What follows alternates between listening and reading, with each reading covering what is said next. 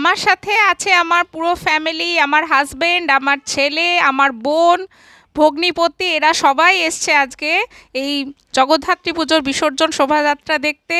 আর আমরা ভীষণভাবে এই মোমেন্টটাকে এনজয় করছি। আর যারা আসতে পারলো না তাদের জন্য রইল আমার এই ভিডিও। চলুন দেখে নিই আমরা পরপর কি আসছে। এখন আপনারা দেখছেন লালবাগান জগদ্ধাত্রী পুজো কমিটির প্রতিমা এবং তার আলোকসজ্জা।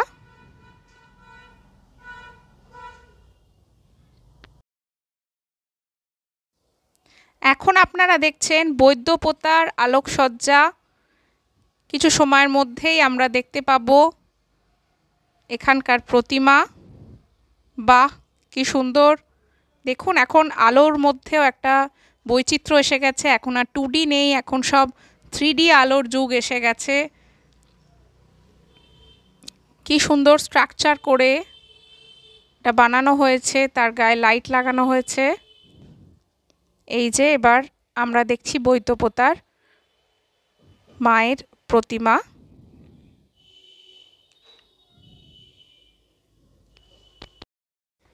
পুরো চন্দননগরবাসী আজ এই দিনটার জন্য অপেক্ষা করে থাকে। এবং শুধু চন্দননগরবাসী কেন, অনেক বাইরে থেকে অনেক লোকেরা আসে, তারা এখানকার এই বিসর্জন শোভাযাত্রা উপভোগ করে। এখন আপনারা দেখছেন বাগবাজার চৌমাথার আলোকসজ্জা। এবছর এদের 75 বছর পূরণ হওয়ার উপলক্ষে এরা খুব চমকদার আলোকসজ্জা করেছে। চন্দননগরের এই আলোকসজ্জা এখন আর শুধু এই চন্দননগরের মধ্যেই সীমাবদ্ধ নেই, এটা ছড়িয়ে গেছে পৃথিবীর বিভিন্ন প্রান্তে এবং এর জন্যই চন্দননগর জগৎ বিখ্যাত। বাহ, কি সুন্দর একটা 3D বাড়ি বানিয়েছে। দেখুন, এটা একটা পাখির বাড়ি বানিয়েছে, দেখানো হয়েছে বিভিন্ন রকম পাখি। বাহ, দারুণ!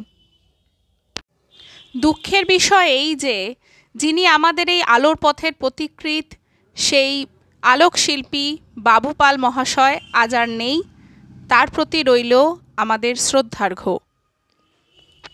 এখন আপনারা দেখছেন বাগবাজার চৌমাথার প্রতিমা আমাদের সামনে দিয়ে যাচ্ছে। খুব সুন্দর,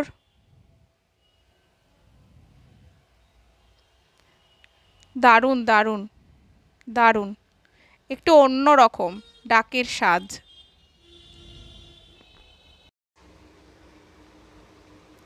আকাশে দেখা যাচ্ছে সেই চেনা বেলুনটা, তার মানেই আসছে বাগবাজারের জগদ্ধাত্রী প্রতিমা।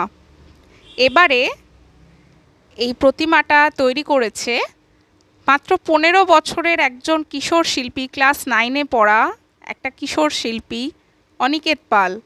সে যে এত বড় প্রতিমাটা করার সাহস দেখিয়েছে, এটাই সত্যি প্রশংসনীয়। আপনারা হয়তো সেই সাহসটাই দেখাতে পারবো না।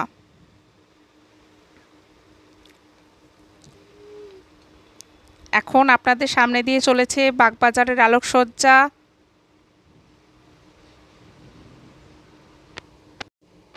এরা এদের আলোকসজ্জায় বিভিন্ন বন্য প্রাণীদেরকে বেশ কার্টুন ক্যারেক্টারের মতন মজার ছলে আলোকসজ্জার দ্বারা উপস্থাপন করেছে। এখন আসছে বাগবাজারের প্রতিমা।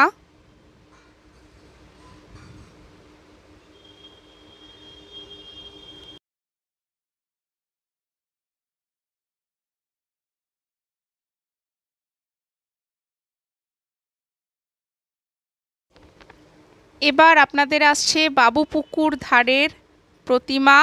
এরা এবার 50 বছর পার করেছে। এরা ফেস্টিভ্যালকে বিভিন্নভাবে দেখিয়েছে। ফেস্টিভ্যালে এই যে ঢাক বাজছে, আরতি হচ্ছে, নাচ করছে, মাদল বাজাচ্ছে।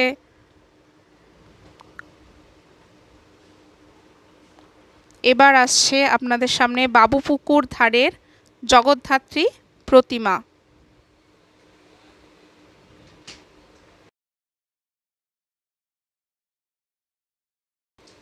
বাহ, খুব সুন্দর। এবার আপনাদের সামনে আসছে মধ্যাঞ্চলের প্রতিমা।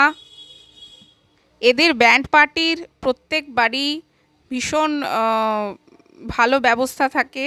এবারেও এরা মুক্তি ব্যান্ড করেছে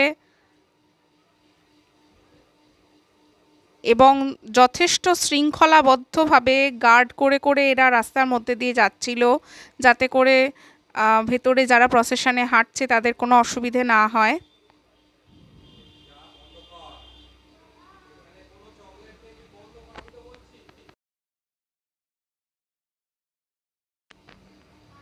দেখুন কি উল্লাসের সাথে এরা নাচতে নাচতে প্রচণ্ড আনন্দ করতে করতে চলেছে রাস্তা দিয়ে। এরা এদের আলোকসজ্জায় একটা বিশাল জাহাজ বানিয়েছে।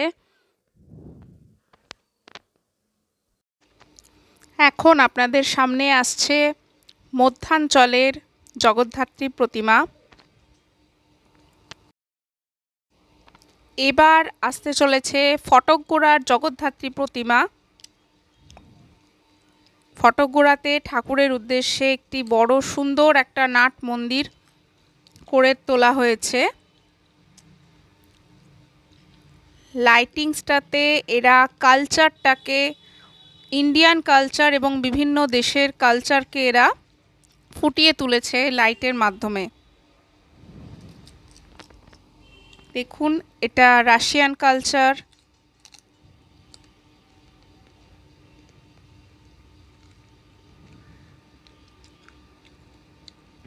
এবার আসছে চাইনিজ কালচার। ড্রাগন মানেই এটাই হচ্ছে চাইনিজ সিম্বল, এটা চাইনিজ কালচার।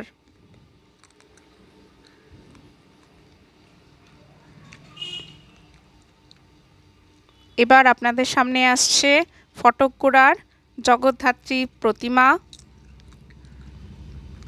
ভারী সুন্দর, বিশাল, দারুণ।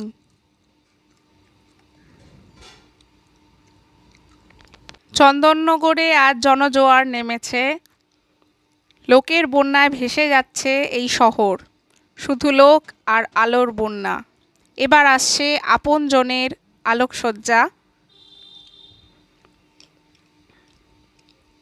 প্রাণী জগৎ, এরা প্রাণী জগৎকে উপস্থাপন করেছে।